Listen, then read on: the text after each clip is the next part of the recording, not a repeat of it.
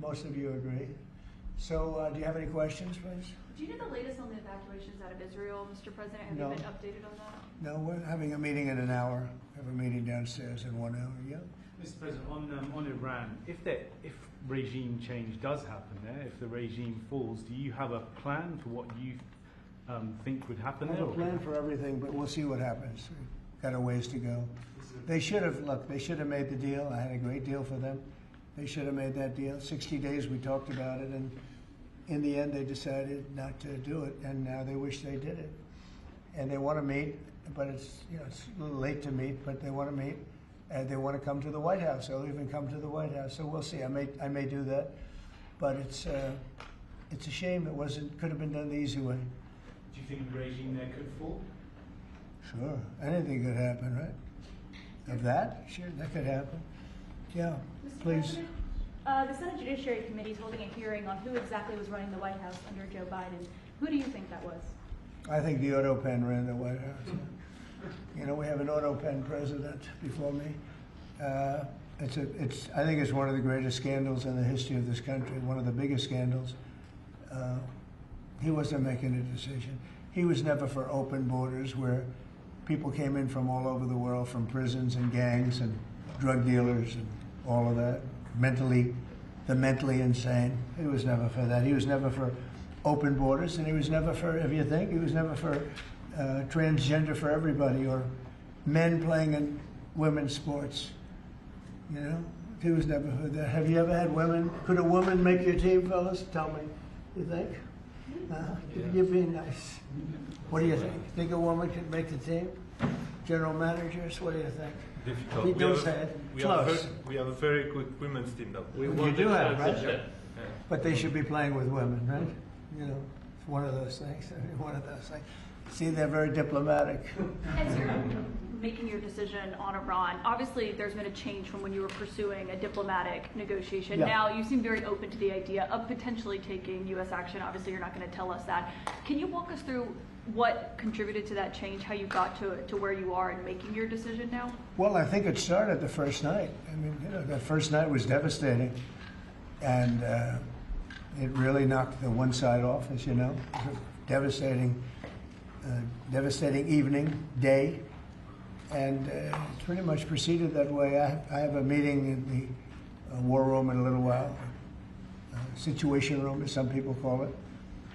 So we're going to meet. We're going to see. We're in the midst of it's a terrible thing. I hate to see it. I hate to see all that death, so much death and destruction. But death primarily is what I hate to see. Does that mean you haven't made a decision yet on what to do?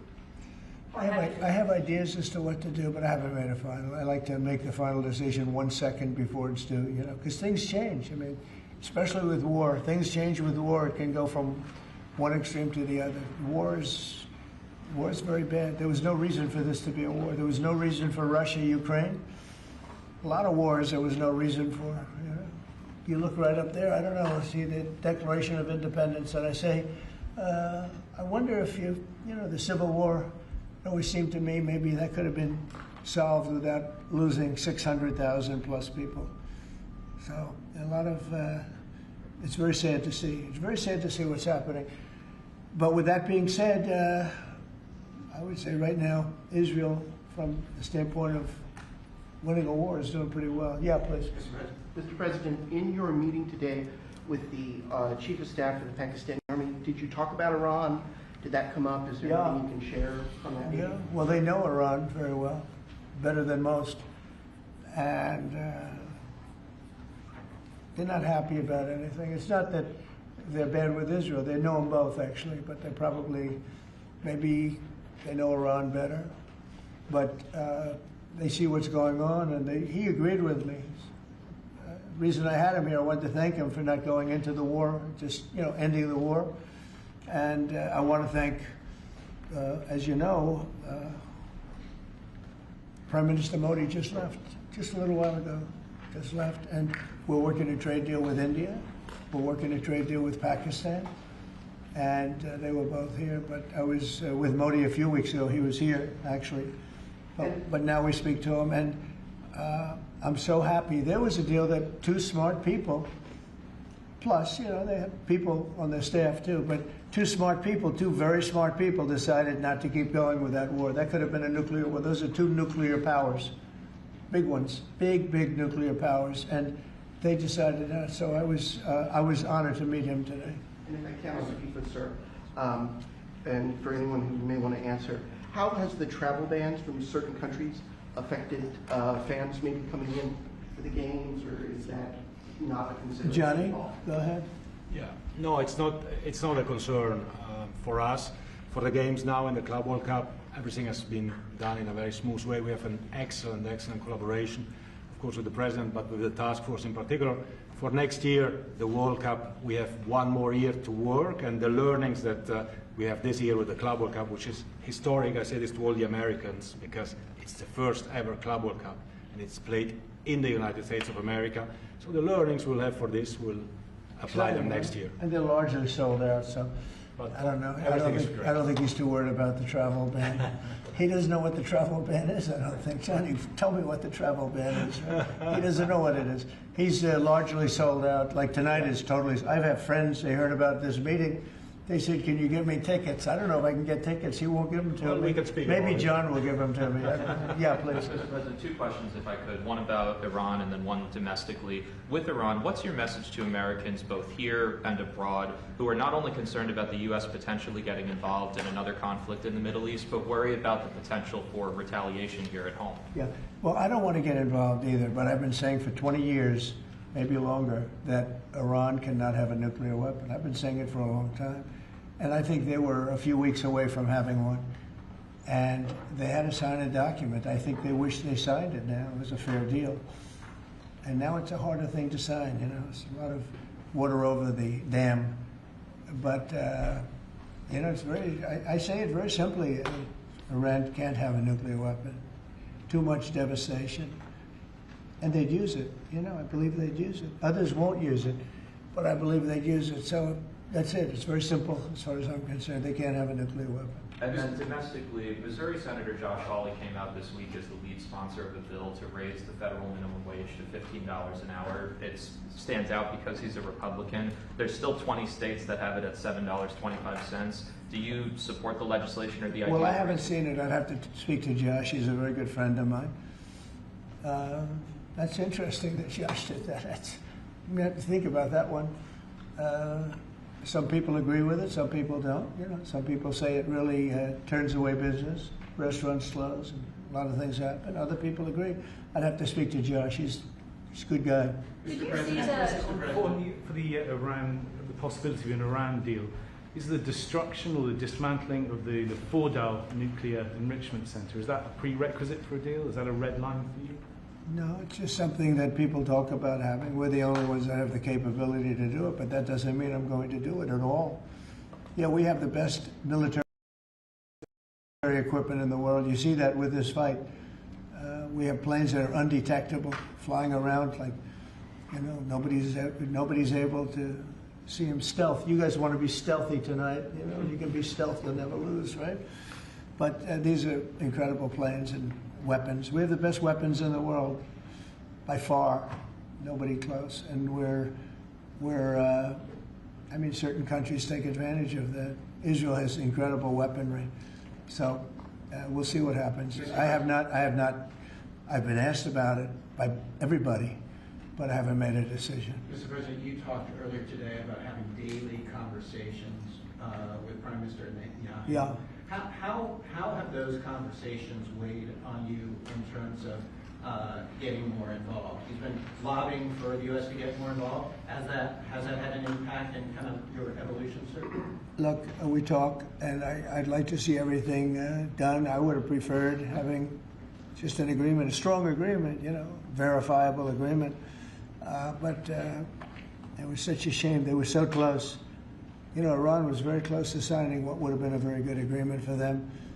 And maybe that could still happen, I guess. They do want to come and see us. They want to see me in the White House. That's a big statement. But it's very late. Is it enough of a statement to hold off getting? We're going to see what happens. Look, we're going to see what happens. Ending it as soon as you can would be good. Have you closed the door on meeting with them? No. Okay, so it's still open to them coming here in your Yeah, eyes. I mean, they asked if they could come. We'll see if that happens. It's not that easy for them to come. They can't get out. You know, they're in Iran, and in one case, the guy wanted to come so badly, but he can't get out because there's bombs dropping all over the place. Have you seen the Tucker Carlson Senator Ted Cruz interview? It seems like this issue on whether or not the United States should strike is kind of dividing a lot of your supporters. No, my supporters are for me. My supporters are America first. They make America great again. My supporters don't want to see Iran have a nuclear weapon. Tucker's a nice guy. He called and apologized the other day because he thought he said things that were a little bit too strong, and I appreciated that. And Ted Cruz is a nice guy. I mean, he's been with me for a long time. I'd say once the race was over, he's been with me ever since, right? But very simple. If they think that it's okay for Iran to have a nuclear weapon, then they should oppose me, but nobody thinks it's okay. People that don't want, I don't want to fight either. I'm not looking to fight. But if it's a choice between fighting and them having a nuclear weapon, you have to do what you have to do. Maybe we won't have to fight. Don't forget, we haven't been fighting. We add a certain amount of genius to everything, but we haven't been fighting at all. Israel's done a very good job of that. But we'll see what happens. The bottom line is they can't have nuclear. And if Ted, I can't imagine that Ted Cruz said it's okay for Iran to have nuclear, including Tucker. I don't think Tucker says it's okay. The problem is then they get themselves into a thing. They don't want them to have nuclear, but then they say, well, we don't want to fight. Well, you're going to have to make a choice because it's possible that you're going to have to fight for them not to have nuclear. And it's interesting because I did ask Tucker, I said, well, are you okay with nuclear weapons being in the hands of Iran? And he sort of didn't like that. He didn't want to really, but he sort of didn't like that. And I said, well, if it's okay with you, then you and I do have a difference. But it's really not okay with him. Therefore, you may have to fight. And maybe it'll end, and maybe it'll end very quickly. But there's no way that you can allow, whether you have to fight or not, you can allow Iran to have a nuclear weapon because the entire world will blow up. I'm not going to let that happen. Mr. President, you had a bit of a row with President Emmanuel Macron of France the other day at the G7, No, it sounded like. he's a nice guy. Look, he said I was going back home to make a ceasefire. Not a ceasefire. We're long beyond ceasefire. And I said, why do you say that? Why would you say ceasefire? It's a bad term to use. Because a ceasefire means like everything's going swimmingly, we'll take a little time off. It's not. We're not looking for a ceasefire. We're looking for a total, complete victory. Again, you know what the victory is. No nuclear weapon. Mr. President, So I thought it was a very badly worded statement by him, and obviously I let him know that. On the southern border, you've had record low numbers for the month of May, 95 apprehensions, 0 releases, compared to that of the previous administration exactly a year ago, more than 60,000 releases. What do you attribute that success to? I like you. Who are you with? Turning Point USA, sir. Well, they're very good. Turning Point. Charlie, very good. That's what I call a good question, fellas. 1 out of 10, John. 1 out of 10, but that's a really good question. No, we had record good numbers on the border. And people are coming in, but they have to come in legally. Like some of these guys behind me, they have to come in legally. And if they come in legally, we want them. They have to say they love America, they love our country. And if they can't say that, we don't want them. Thank you very much. Very nice. Thank you very much, everybody. thank you, press. Thank you. Thank you, guys. Thank you, guys. Thank you.